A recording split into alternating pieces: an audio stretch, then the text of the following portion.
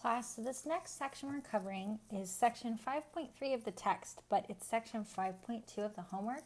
The book did an update of the sections, and I did not do an update of the homework. This was an oversight on my part, but this homework covers real zeros of polynomial functions. So last class we talked about how the real zeros of polynomial functions are where our graph crosses our x-axis. So here are my real zeros. There's a division algorithm for polynomials. Okay, that says if I take one polynomial divided by another, I'm going to get a quotient and a remainder over our divisor. So our function would be the quotient times the divisor plus our remainder. The remainder theorem is really important, and it tells us this. So if f is a polynomial function, then f of x is divided by x minus c. So f of x is divisible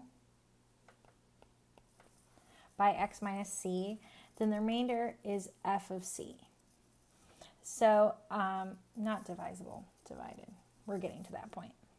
So if I want to know what the remainder of 3x squared minus 4x plus 1 is when divided by x minus 2, I can use synthetic division. So let's go ahead and actually use long division, because that's what I say in the key. We could also use synthetic division, and then we can check the remainder theorem.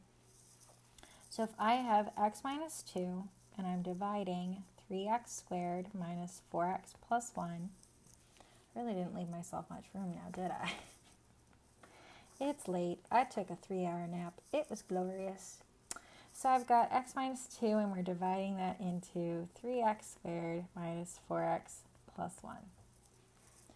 So I say, okay, what do I multiply x by to make it look like 3x squared? The answer is 3x. 3x times x gives me 3x squared.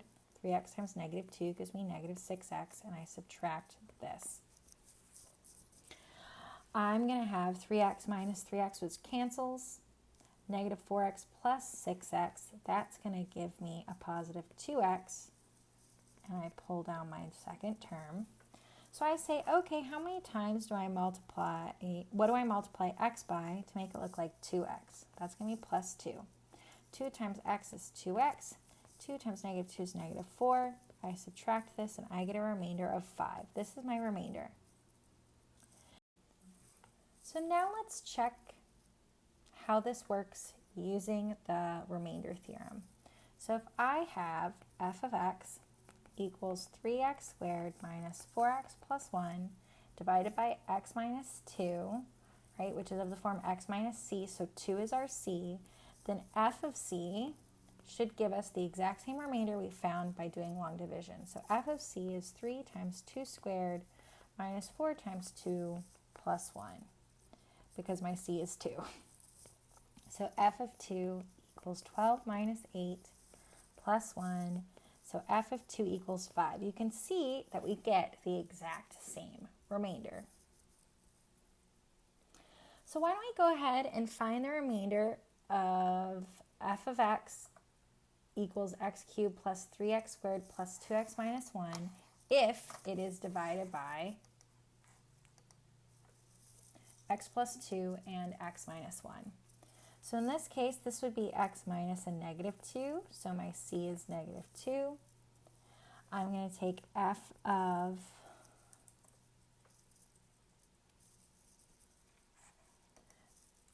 negative 2 equals negative 2 cubed plus 3 times negative 2 squared plus 2 times negative 2 minus 1. I'm going to then have f of negative 2 equals negative 8 plus 12 minus 4 minus 1. So f of negative 2 equals negative 8 plus 12, which is a positive 4. Hi, Bobby. Minus 4, which is 0, minus 1, which is a negative 1. All right, let's go ahead and divide this polynomial and figure out the remainder if my c was equal to 1. So this has the form x minus c, where c is 1. So f of 1 equals 1 cubed plus 3 times 1 squared.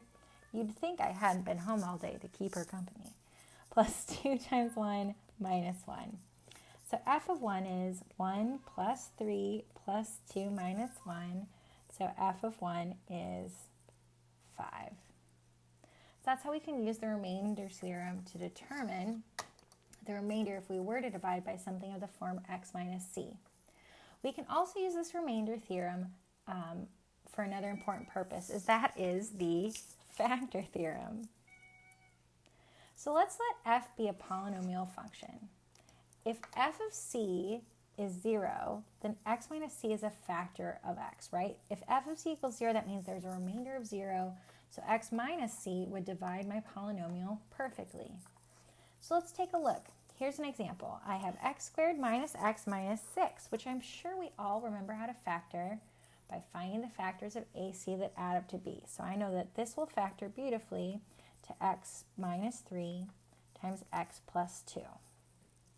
So my c's in this case are 3 and negative 2. So let's go ahead and take f of 3 and f of negative 2 and see if the remainder is really 0. This is a great way to check if we believe this theorem, which we should, because I told it to you. And it's been known for a while. So if I have f of 3, that's going to be 3 squared minus 3 minus 6, which is 9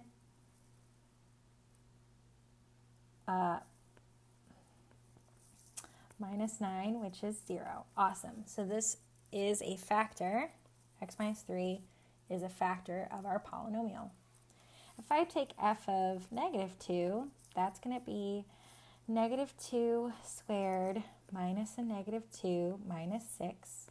Well, that gives me 4 plus 2 minus 6, which is also 0. So x plus 2, which we know is a factor, we've now tested to see if it is indeed a factor using the factor theorem. So let's use the factor theorem to determine whether or not the function f of x equals negative 2x cubed minus x squared plus 4x plus 3 has the factor x plus 1 or x minus 1.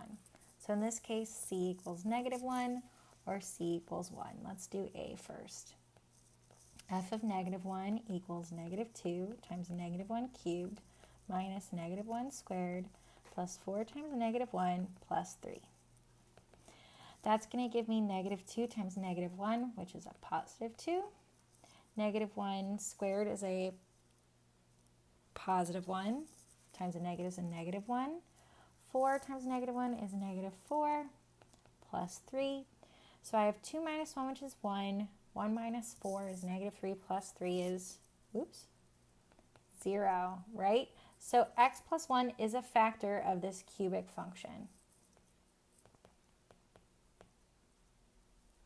Let's go ahead and check for x minus 1.